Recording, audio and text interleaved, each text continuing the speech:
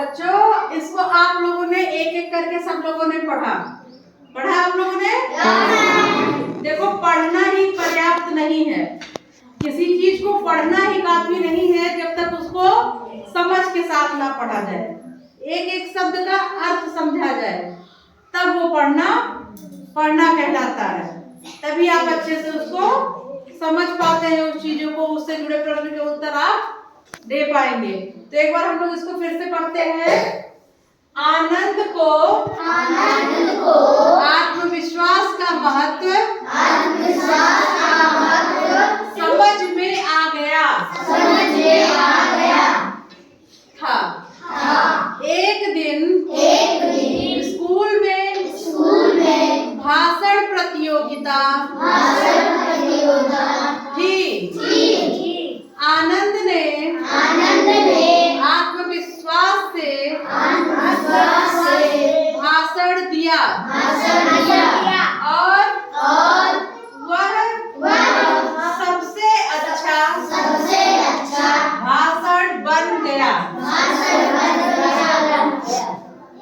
Teacher ने उसकी तारीफ की और उसे इनाम दिया। आनंद को बहुत खुशी हुई। अब बताओ आनंद को बहुत खुशी क्यों हुई? इनाम मिला तब, क्योंकि इनाम मिला था। तो हम जब पढ़े रहेंगे उसके अर्थ को उसको समझते हुए, तब तो जान पाएंगे कि आनंद को खुश हुआ। उसने समझा कि आत्मविश्वास से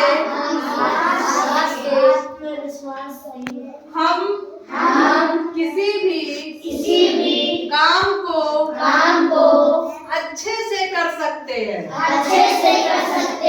अब आनंद हमेशा आत्मविश्वास के साथ अपने सभी काम करता है और सफल होता है। आनंद क्यों सफल होता है? आत्मविश्वास की वजह से, क्योंकि वो अपने सारे काम बहुत आत्मविश्वास के साथ करता है, इसलिए वो सफल होता है। अब देखिए हम इससे जुड़े प्रश्न पूछते हैं आप लोगों से। आनंद को किसका महत्व समझ में आ गया था? आत्मविश्वास का।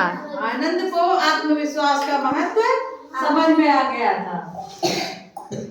एक दिन स्कूल में कौन सी प्रतियोगिता कराई गई थी? भाषण प्रतियोगिता।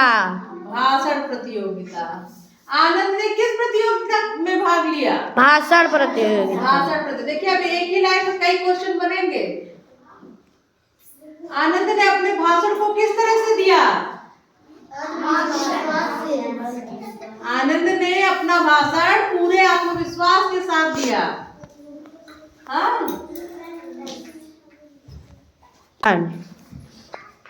आनंद के भाषण को सुनकर कौन खुश हो गया? टीचर। टीचर खुश हो गए। बच्चों ये जान लीजिए, अगर आपकी तरक्की पे, आपकी सफलता पे कोई अगर बहुत खुश होता है तो आपके माता पिता के बाद आपके टीचर ही होंगे, जो आपको आगे बढ़ता देखकर खुश होंगे। तो आनंद की भी टीचर ने देखा कि आनंद ने बहुत अच्छा भाषण दिया, तो आनंद की टीचर खुश हो गए, उसे क्या दी? इनाम। आनंद की टीचर ने खुश होकर आनंद को क्या दिया? इनाम दिया।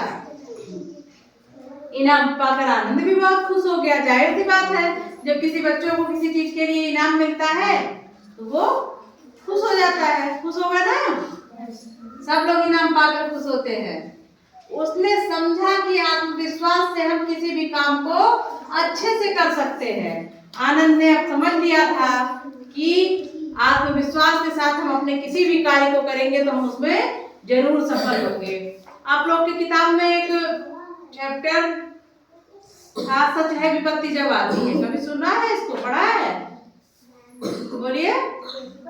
सच है विपत्ति जब आती है, कायर को ही दहलाती है। सूरमा नहीं विचलित होते, झड़ एक नहीं धीरज खोते। विघ्नों को गले लगाते हैं, कांटों में राह बनाते हैं। पढ़े हो? बोलो। काहे नहीं पढ़े हो? पढ़े हो, सब लोग पढ़े हो। है कौन विघ्न ऐसा जग में टिक सके आदमी के मन में, खम ठोक फेरता है जब नर पर्वत के जाते पार उखड़। तो इससे रिलेट करिए उस कविता को। है कौन बिन में ऐसा जग में टिक सके आदमी के बग में। ऐसी कौन सी कठिनाई है जो हमसे बड़ी है, जिससे हम पार नहीं पा सकते, जिसको हम हल नहीं कर सकते? ऐसा क्या है? इंसान से बढ़ के कुछ है? इंसान ने क्या हिमालय की चोटी पे परचम लहराया है? पहाड़ों को खोद के रास्ते बनाए हैं, बनाया है। सुना आप लोगों ने कि इंसान क्या नहीं कर सकता? बस जरूरी है अपने आत्मविश्वास को जगाने के। अपने अंदर से अपनी आत्मा को जगाइए कि कौन सा ऐसा काम है जो हम नहीं कर सकते। अगर हम करना चाहें तो एक कंडीशन लागू होता है, अगर हम करना चाहें तो। बेटा यही बात आप लोग के ऊपर भी लागू होती है।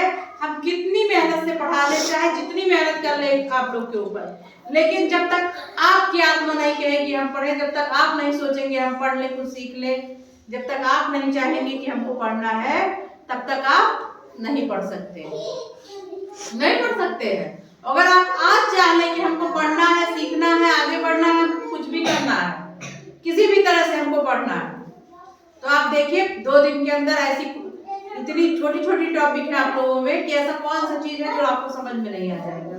बस आपके जज्बे की जरूरत है, आपके अंदर लगन की जरूरत है, आपके अंदर निष्ठा की जरूरत है, जिससे आप लोग जागृत करिए अपने आत्मविश्वास को और पढ़ने का प्रयास करिए, आगे बढ़ने का प्रयास करिए, क्योंकि बहुत कठिन है सब कुछ। कठिन है ना, जब तक हम अंदर से नहीं जागृत होंगे पढ़ने के लिए। तो आप लोग पढ़िए और सोचिए। देखिए आत्मविश्वास ऐसी चीज है जिसको जगा के हम कुछ भी कर सकते हैं। अगर हम चाह लें कि आज हम रात सुबह जल्दी जग जाएंगे और हम पढ़ेंगे, जो स्कूल में आज पढ़ाया गया है उसको आज हम पढ़ ही लेंगे, और उसको 2-4 बार आपने सुबह पढ़ा, तो इसमें क्या है जो नहीं आप पढ़ पाएंगे? कौन सी मात्रा? मात्रा बस वही आ से ज्ञान तक की होती है। सॉरी, आ से आहत तक की मात्रा होती है, वर्णमाला आ से ज्ञान तक होती है। इन्हीं मात्राओं से और इन्हीं वर्णमाला से सारी हिंदी बनी है, इन्हीं से तो सारी हिंदी बनी है। तो हम जब इसको याद कर सकते हैं जिससे सब कुछ बना है, तो हम इसको जोड़ जोड़ के नहीं पढ़ सकते हैं? पढ़ सकते हैं ना? बस हम पढ़ना नहीं चाहते इसलिए नहीं पढ़ पा रहे हैं बेटा। जरूरी नहीं है बहुत सारी सुख सुविधाएं हमारे पास हो। आपके पास पढ़ने के लिए किताब की जरूरत होती है, जो निःशुल्क मिल रही है, आप लोगों को मिल रही है। आपको स्कूल आने के लिए स्कूल ड्रेस यूनिफॉर्म की जरूरत होती है, जो गवर्नमेंट द्वारा पैसे दिए जा रहे हैं उसके। अब आपके गार्जियन 5 साल में एक बार ना ड्रेस ले पाए तो गलती उनकी है ना।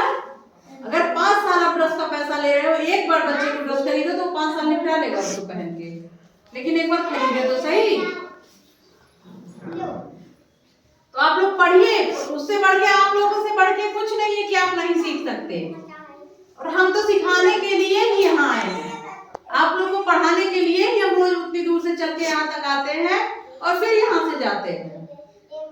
आप लोग 1 दिन आएंगे, 2 दिन आएंगे, तीसरे दिन घर बैठ जाएंगे, तो ऐसे नहीं पढ़ाई होती। जब कंटिन्यूटी जरूरी होती है, निरंतरता जरूरी है। जब आप पढ़ेंगे, रेगुलरिटी के साथ पढ़ेंगे, पंक्चुअलिटी के साथ काम होगा, तब जाके आपका काम सही हो पाएगा। आते हैं हम अपने चैप्टर पे।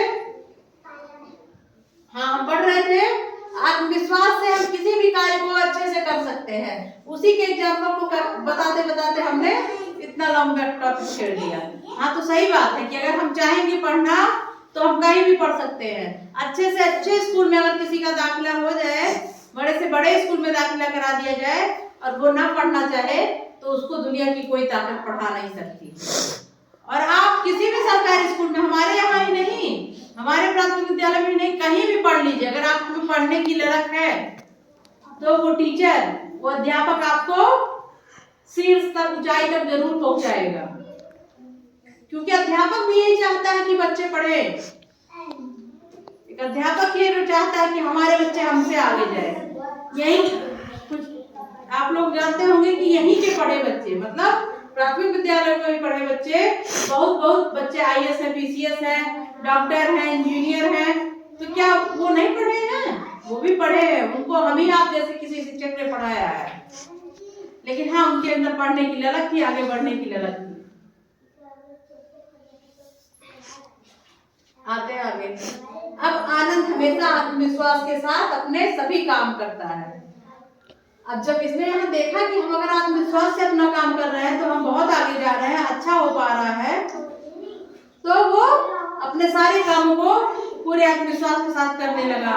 और जब वो अपने कार्य को आत्मविश्वास के साथ करने लगा तो जाहिर सी बात है, जब हम आत्मविश्वास के साथ कार्य को करेंगे, पूरी लगन निष्ठा के साथ करेंगे, तो हम सफल होंगे, इसमें जरूर ही सफल होंगे। तो और सफल होता है, हर कार्य में सफल होता है, क्योंकि वो सफल होना चाहता है, वो पढ़ना चाहता है, आगे बढ़ना चाहता है। इसलिए बच्चों, आप लोग से गुजारिश है कि आप लोग भी मेहनत से पढ़ाई करिए।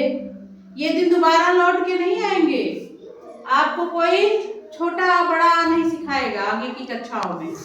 आगे की कक्षाओं में और आगे पढ़ाए जाएंगे, थोड़ी ना कि छोटा बड़ा आपको सिखाया जाएगा, और आगे भी पढ़ना है। तो जो आपका बेस है वो यहीं से शुरू होता है। अपने बेस को जब मजबूत करेंगे तब आप आगे बढ़ पाएंगे। आप देखते होंगे कि आपके घरों में आप लोग देखते होंगे कोई घर बनता है तो पहले नीचे मिट्टी के नीचे नींव खोदी जाती है। कभी देखा आप लोगों ने घर बनते हुए? Yes ma'am. तो जब घर बनाया जाता है तो नींव खोदी जाती है और नीचे ईंट भरी जाती है, मसाले भरे जाते हैं, मजबूती के साथ नींव बनाई जाती है।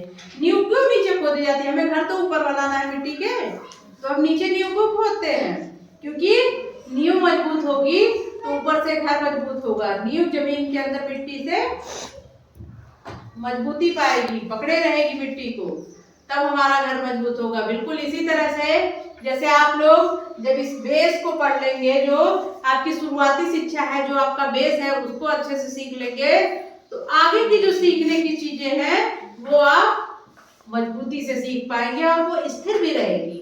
जब यहाँ की चीजों को आप सीखे रहेंगे तो इससे आगे जो चीजें पढ़नी है वो पढ़ेंगे आप, तो स्थिरता आएगी उसमें। आप सीखेंगे तो लंबे समय तक आपका चलेगा। ठीक है? तो आप लोग अपने मन में ठानिए कि हमें पढ़ना है, हमें कुछ करना है। हम ठोक ठेलता है जब नर पर्वत के जाते पांव पर। अगर हम पर्वत को ढकेल सकते हैं, पर्वत को काट के रास्ता बना सकते हैं, तो हम पढ़ नहीं सकते हैं? पढ़ सकते हैं बच्चों। पूरी निष्ठा, पूरी मेहनत के साथ आप लोग पढ़ाई करिए, निश्चित ही आप लोग सफल होंगे और निश्चित ही आप नित्य नवीन ऊंचाइयों को छूते रहेंगे। इसी के साथ इस कक्षा का हम समापन करते हैं और मिलते हैं अगली कक्षा में। Thank you.